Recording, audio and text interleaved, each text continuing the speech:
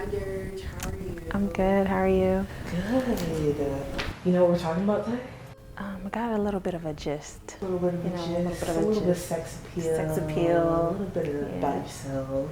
Yeah. My first question for you is, how would you define sex appeal?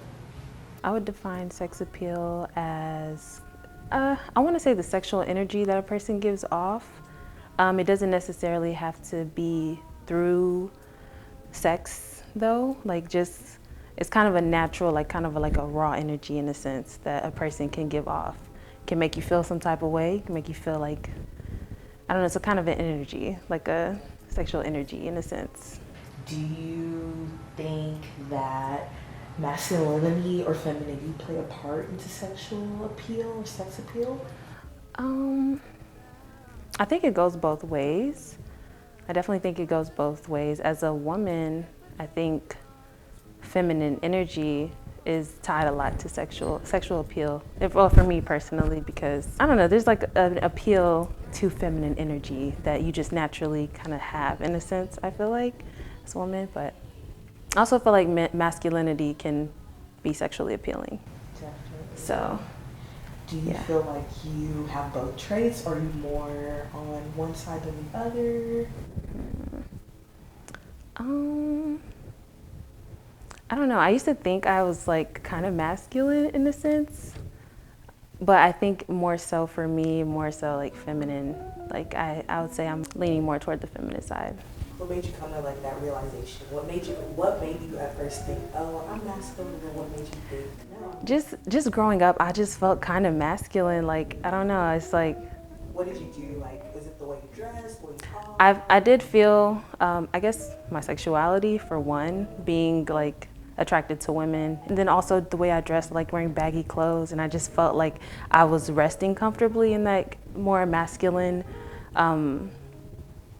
just feeling like, I don't know, being drawn to women, it was just kind of like a... I feel like society does that to us too. Like if you're attracted to a certain gender, then you act this certain way. Yeah, it was definitely like feeling like, okay, what role am I playing here? Am I gonna be more, you know, like kind of figuring out where I fit in? But I feel like there's a beautiful merge between the two where I can be like dominant in a way, but it can also be feminine. So it's kind of hard to explain, you know. I definitely get it. We were talking earlier with one of the other guests about, I was like, so does dominance equal masculinity? Does submissiveness equal femininity? And it was like, no, but yes. It's like, it's kind of hard to say. It is. But I feel like that's like sexuality. Like it's just like all these spectrums. It could either be this, it could be that. There's not one answer. Right. Like, yeah. Think of your younger self, like, if you were trying to tell someone, like, this is what sex appeal is, this is what it feels like, looks like. I think sex appeal looks different for everyone. So it helps to know who you are, to help discover what is, you know, your form of sex appeal. For some people, it's the way they dress. They like to dress sexually, or, you know, maybe show a little bit more and they feel sexy doing that. But for some people, they may like to be modest, but, you know, give off sex appeal in a different way. And also, I think kind of getting to know your body more and just getting comfortable with yourself sexually. I think that helps with sex appeal, and yeah. Are there any things that you've done to get closer to your sex appeal, knowing yourself?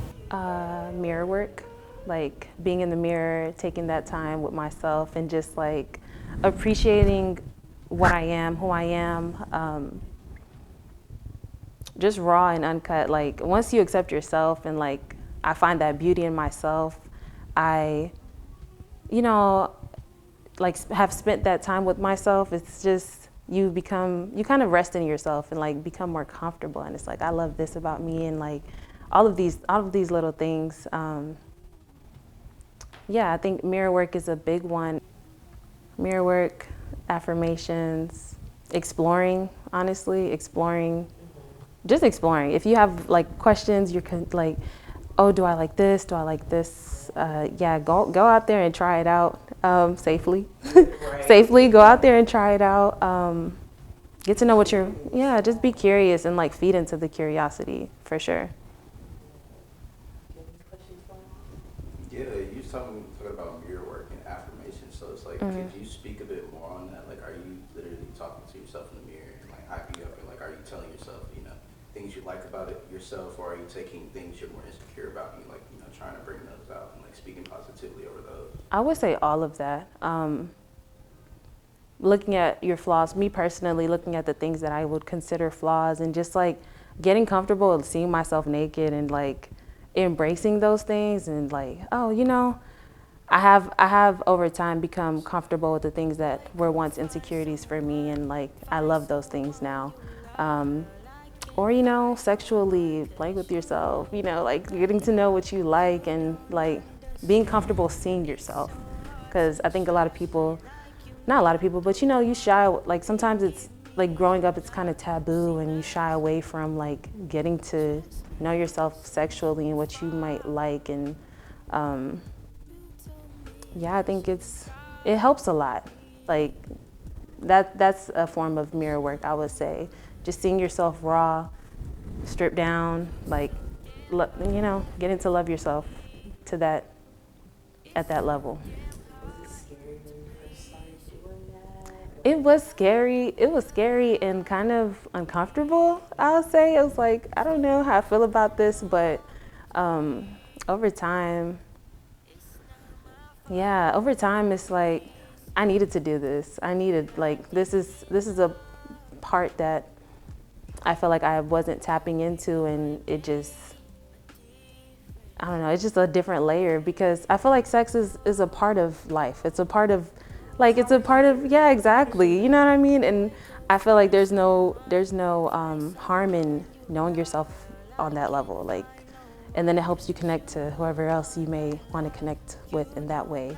And like knowing how you know, want to be treated, and you know, how you want to, you know what I'm saying? I don't like this. I prefer you to do that. Like this is more pleasing to me. Is it about helping you with like partners too? You have partners that are, you both are able to communicate. Yes, it definitely helps with communication and intimacy and like for yourself, and just being able to communicate your needs, your wants, and asserting your own like dominance in a way. Yeah, where it can be uncomfortable, or when you don't know, it's hard to direct or even speak on certain things when it's like I don't even know like what I like, or I don't even know this about myself. So yeah. So what's it like having all those eyes on you and still having to focus on, you know, your set of eyes and how you view yourself being the most important set of eyes that you have on you? What's it like? Or how do you handle it, you know? How do you cope with, like, you know, society's always got you, no matter what room you walk into, people are always gonna have their eyes on you. They're gonna have their own preconceived notions. Honestly, I've kind of just learned to I be in my own bubble. Like I really do. Like I go out and yeah, not to sound away, but sometimes I do have a lot of eyes on me, and I'm a shy person. I'm not gonna lie. I'm still shy. Like I've been shy since I was young, and like getting a lot of attention was never like super comfortable for me. Or yeah. So honestly, I've just learned to just my opinion and the opinions of those people who are really close to me is all that really matters. Like, I feel like I can be perceived so many different ways. Like, people get the wrong perception of me all the time, like all the time. They might see me and think I'm stuck up, or like I'm a bitch, or I don't know, like I just got a bad attitude, or just whatever. I don't know. I've heard so many things, or like I'm dense, or I'm dumb, or like whatever. And I've just learned to just care about my own opinion. Like I know myself. That person, we may never even speak. Like, you know what I mean? We may never even like cross paths for real. So yeah, can be, yeah, I've just learned to focus on what's important and what's real. And for me, it's like myself and like my community, like of actual people. Like that, or did, you know, it take some self-love, some learning, like some discipline to get to that point? Being kind of shy into myself, I've kind of always been like that. It's funny because my sister was just telling me recently a comment that someone made about me, thinking that I'm like kind of dense or like unintelligent, or I'm just like a pretty face and stuff. And I was just like, it really bothered her a lot. And I was like, I just don't care. You know what I mean? I don't know this guy. I probably would never speak to him, you know? And I find a lot of comfort in just moving in that way. And yeah, I mean, yes, I'm pretty, but like I'm more than that, you know? What is the biggest challenge that has come from being desirable for you recently or in the past as well? The biggest challenge,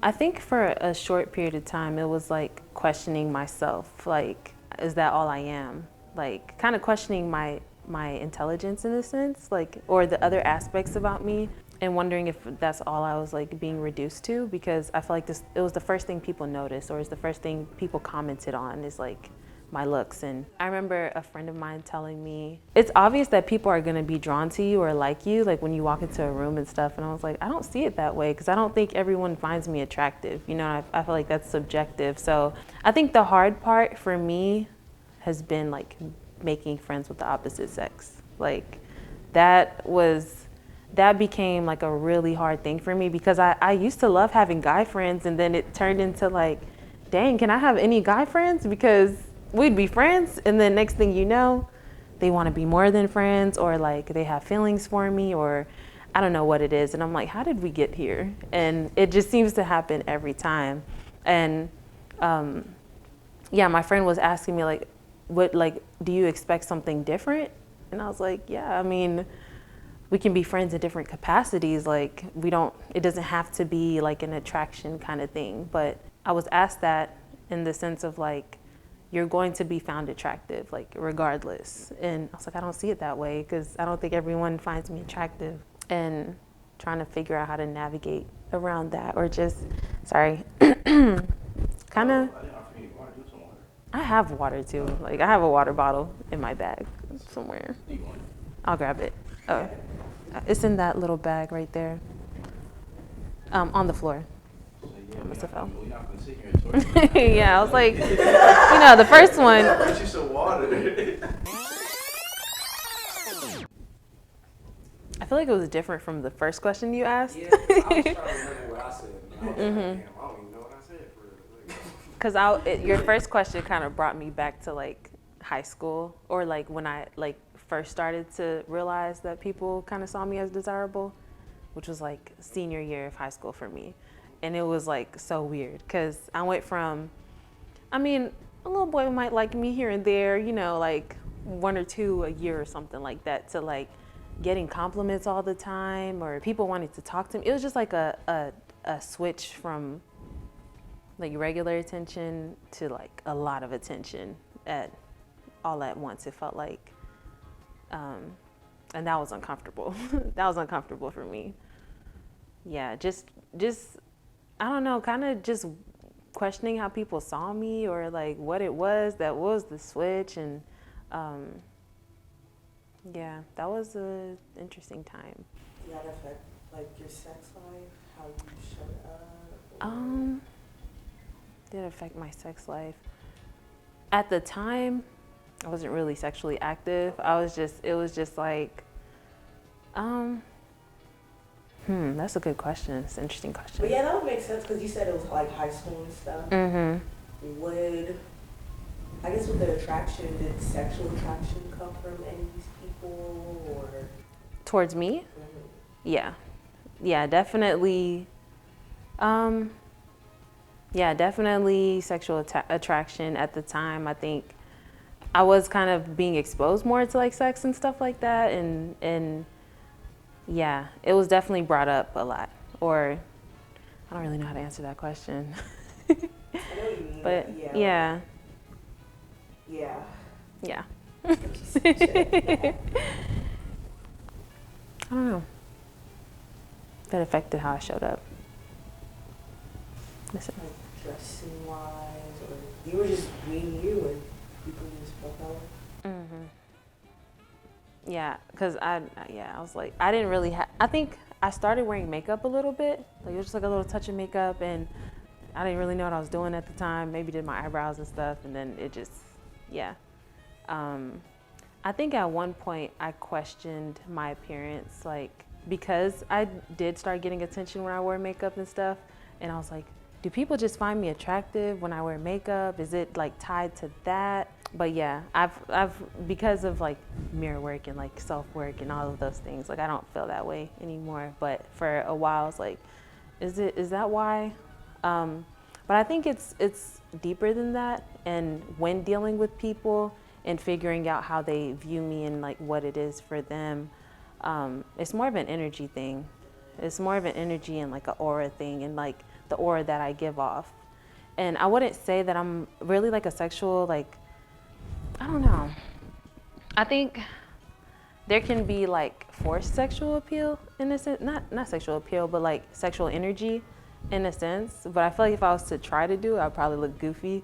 So I'm not like a, how do I put it?